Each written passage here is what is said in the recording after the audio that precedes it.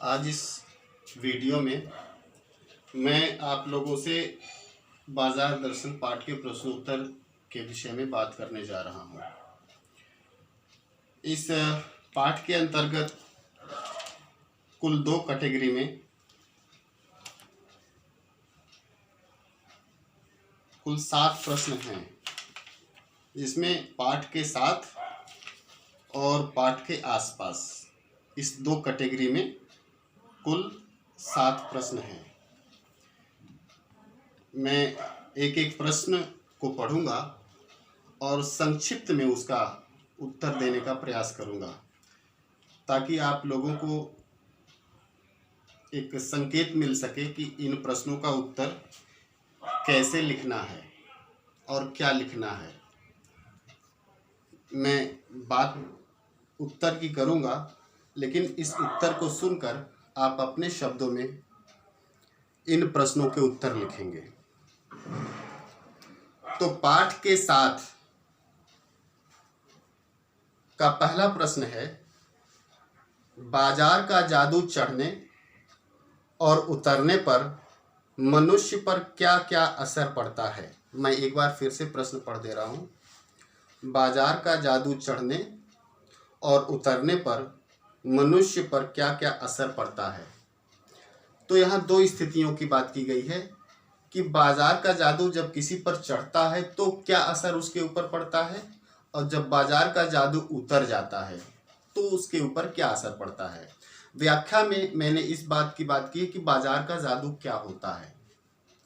जब कोई मनुष्य, जब कोई उपभोक्ता, ग्राहक बाजार की चमक दमक से प्रभावित होकर उसके मन में लोभ आ जाता है और उसे इस बात का पता नहीं होता कि वह क्या खरीदे और क्या ना खरीदे, उसकी ज़रूरत क्या है और उसकी ज़रूरत क्या नहीं है, वह केवल ऊपरी चमक दमक में पड़कर उस वस्तु को लोभ में पड़कर खरीद लेता है।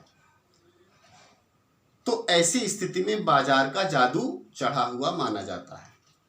ऐसी स्थिति में पहली चीज तो ये होती है, जब बाजार का जादू चढ़ता है तो उसको अपने पैसे की गर्मी का बहुत अधिक एहसास होता है, और इसकी वजह से उसके अंदर एक अहंकार की भावना होती है कि मैं जो चाहूं वो खरीद सकता हूं।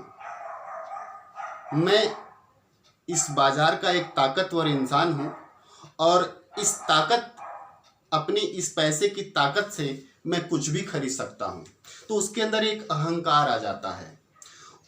तो इस अहंकार की वजह से उसके ऊपर बाजार का जो चमक दमक है, उसका जो असर है वो बढ़ जाता है, और ऐसी स्थिति में वह ऐसी वस्तुएं खरीद लेता है जिसे उसे कतई जरूरत नहीं है।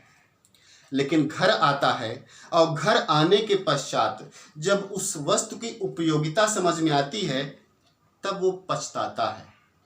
तब वो सोचता है कि मैंने क्यों इस वस्तु को व्यर्थ में खरीद लिया, मेरी गाढ़ी कमाई की ये जो पैसे हैं मैंने व्यर्थ में गंवा दिया।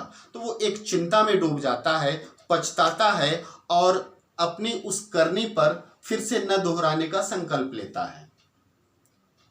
तो इस तरह से बाजार का जादू चढ़ने पर यह स्थिति होती है, और जब बाजार का जादू उतरता है तो वह मन ही मन पछताता है और उस पछतावे के फलस्वरूप फिर से अपनी उस गलती को न दोहराने का संकल्प लेता है। दूसरा प्रश्न की मैं अब बात करूंगा। मैं प्रश्न अब दूसरा बोल रहा हूं। बाजार में भगत जी के व्यक्तित्व का कौन सा सशक्त पहलू उभर कर सामने आता है। प्रश्न मैं फिर से बोल रहा हूं। बाजार में भगत जी के व्यक्तित्व का कौन सा सशक्त पहलू उभर कर सामने आता है। प्रश्न का एक भाग है। दूसरा भाग है, आपकी नज़र में उनका आचरण समाज में शांति स्थापित करने में मददगार हो सकता है क्या।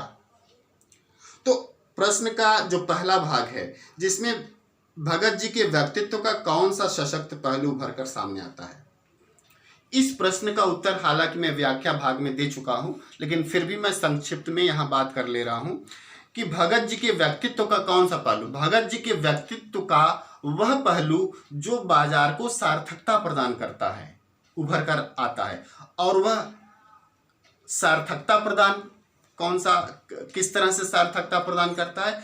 भगत जी को अच्छी तरह से पता है कि उनकी उपयोगिता किन वस्तुओं में है और वो सुनिश्चित तरीके से उन्हीं वस्तु की मांग करते हैं, अर्थात उनके पास पैसा जो भी है उन्हीं वस्तु में वो लगाने का प्रयास करते हैं या उन्हीं वस्तु में लगाते हैं जो कि उनकी जिंदगी की जरूरत को पूरा करे।